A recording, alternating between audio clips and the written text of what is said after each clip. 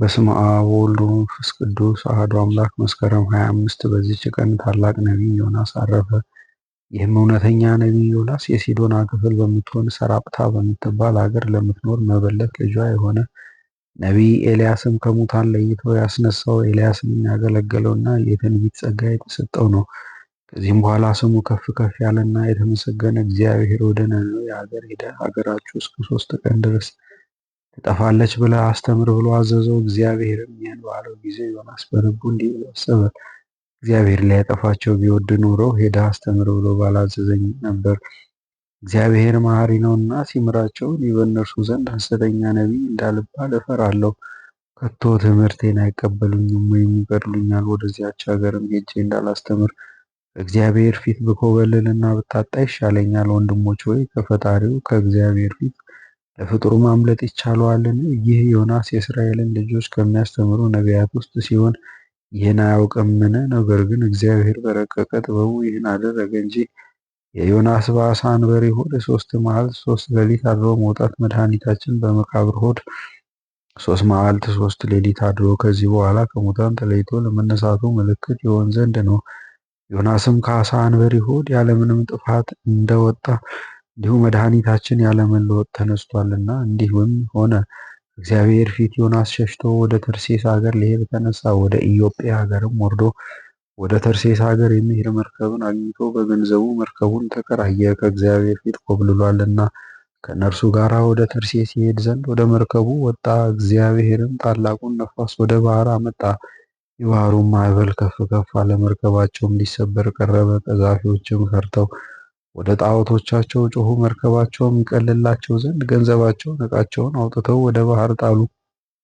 ዮናስ ግን በዚያን ጊዜ ወደ ከርሰ ሐመሩ ወርዶ ተኝቶ ያንኮራፋ ነበረ። መርከቡንም የሚቀዝፍ ቀዛፊ ወደ እርሱ ወርዶ ምን ያስተኛል? እንዳንሞት እግዚአብሔር ያድነን ዘንድ ተነስተህ የፈጣሪን ስም ጥራ አለው። ይህች መከራ ያገኘችን ስለማናችን ኃጢአት እንደሆነ እናውቅ ዘንድ እርስ በርሳችንን ዕጣ እንጣጣል ተባባሉ። በተጣጣሉም ጊዜ ዕጣ በዮናስ ወጣበት። እነርሱም ይህች መከራ ያገኘችን በማናችን ኃጢአት እንደሆነ ንገረን፣ አንተስ የምታመልከው ምንድነው? ከወዴትስ መጣህ? ሀገርስ የት ነው? ወዴትስ ትሄዳለህ? ወገንስ ማን ነው? አሉት። ዮናስም እኔስ የእግዚአብሔር ባሪያው ዕብራዊ ነኝ። ፈጣሪም ምድርንና ሰማይን ባህሩንና የብሱን የፈጠረ እግዚአብሔር ነው አላቸው። እነዚያም ሰዎች ታላቅ ፍርሃትን ፈርተው ምን አድርገሃል? አሉት። እርሱ ነግሯቸዋልና ከእግዚአብሔር ፊት ኮብልሎ እንደሄደ እነርሱም አወቁት።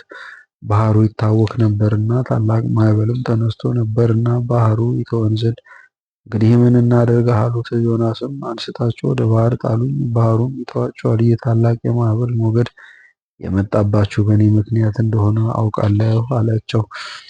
ባህሪቱ ትታወካለችና ማዕበሊቱም በእነሳቸው ትነሳለችና። እነዚያ ሰዎች ወደ ምድር ሊመለሱ ወደዱ፣ ነገር ግን ተሳናቸው። ሁሉም አንድ ሆነው ወደ እግዚአብሔር ጮኹ።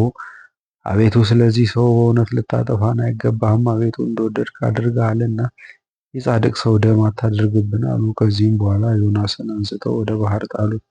ባህርም ድርጓን ተቀብላ ጸጥ አለች። እነዚያም ሰዎች እግዚአብሔርን ፈሩት፣ ለእርሱም መስዋዕትን ሰዉ፣ ስዕለትንም ተሳሉ። እግዚአብሔርም ታላቅ ዓሣ አንበሪን ዮናስን ይውጠው ዘንድ አዘዘው። ዮናስም በዓሣ አንበሪ ሆድ 3 መዓልት 3 ሌሊት ኖረ።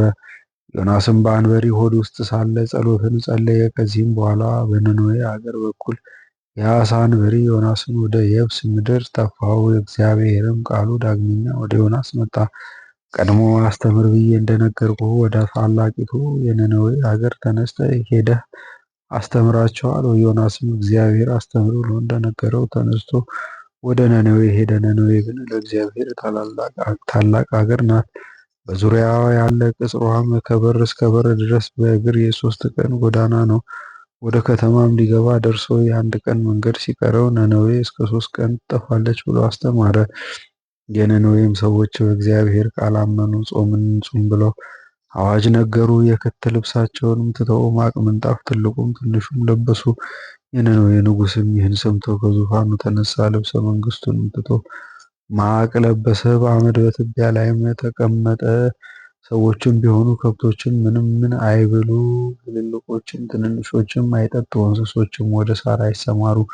ውሃም አይጠጡ ብሎ አዋጅ ነገረ። እግዚአብሔርም ከክፉ ስራቸው እንደተመለሱ አይቶ በእነርሱ ላይ ያደርገው ዘንድ ከተናገረው ክፉ ነገር ተመለሰ። በእነርሱ ላይም ክፉ ጥፋትን አላደረገም። ዮናስም ጽኑ ሐዘንን አዘነ። ወደ ፈጣሪው እግዚአብሔርም እንዲህ ብሎ ለመነ። ጥንቱን በአገሬ ሳለሁ እንዲህ ብዬ የተናገርሁ አይደለምን? አንተ ይቅር ባይ ርኅሩኆም ከመዓት የራቅህ ቸርነት የበዛ እውነተኛ የሆንክ ክፉ ነገርን ከማምጣት እንደምትመለስ አውቃለሁ። ስለዚህ ከአንተ ኮብልዬ ወደ ተርሴስ ሄድሁ። ነቢየ ሐሰት እየተባልሁ ከመኖር ሞት ይሻለኛልና አቤቱ አሁን ነፍሴን ከሥጋዬ ለያት አለ። እግዚአብሔርም ዮናስን በዚህ ነገር አንተ እጅግ ታዝናለህን? አለው።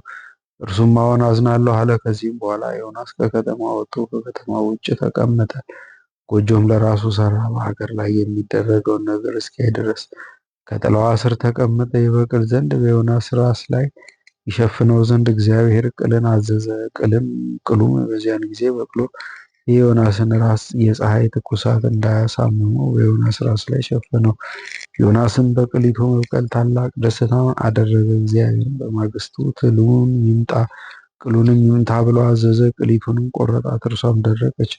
እግዚአብሔርም ፀሐይ በወጣ ጊዜ የሚያቃጥል ሐሩር ያለበት ነፋስ ይምጣ ብሎ ዳግመኛ አዘዘ። ነፋሱም መጥቶ ዮናስን ራስ አሳመመው። እርሱም አእምሮውን እስከ ማጣት ደርሶ በልቡናውም ተበሳጭቶ ከመኖር ሞት ይሻለኛል አለ። እግዚአብሔርም ዮናስን በቅሊቱ መድረቅ እጅግ አዘንክን? አለው። እርሱም አዎን ልሙት እስከ ማለት ደርሼ አዘንኩ አለ። እግዚአብሔርም አንተስ በአንድ ሌሊት ለደረቀች ውሃ ላላጠጣህ ላልደከምህባት ቅል ታዝናለህ። ቀኝና እግራቸውን ላለዩ ከ12 እልፍ የሚበዙ ሰዎች እንዲሁም ብዙ እንስሶች ላሉባት ታላቅ አገር ለሆነች ነነዌ እኔ አላዝንላትምን? ከበደሉ ተመልሶ ንስሐ ለሚገባ እኔ መሐሪና ይቅር ባይ ነኝና አለው። ከዚህም በኋላ ዮናስ ተነስቶ ወደ አገሩ ተመልሶ በሰላም አረፈ። መላው ዕድሜውም 170 ነው። ለእግዚአብሔር ምስጋና ይሁን፣ እኛንም በጸሎቱ ይማረን፣ በረከቱም ከእኛ ጋር ትኑር ለዘላለሙ አሜን። በዚች ቀን የፎቃ፣ የዮሐንስ፣ የእንድራዎስ፣ የጴጥሮስ፣ የጳውሎስ፣ የንጦኔዎስ፣ የበርባራ መታሰቢያቸው ሆነ። በረከታቸውም ከእኛ ጋር ትኑር ለዘላለሙ አሜን። በዚችም ዕለት የክረምት መውጫ ሆነ።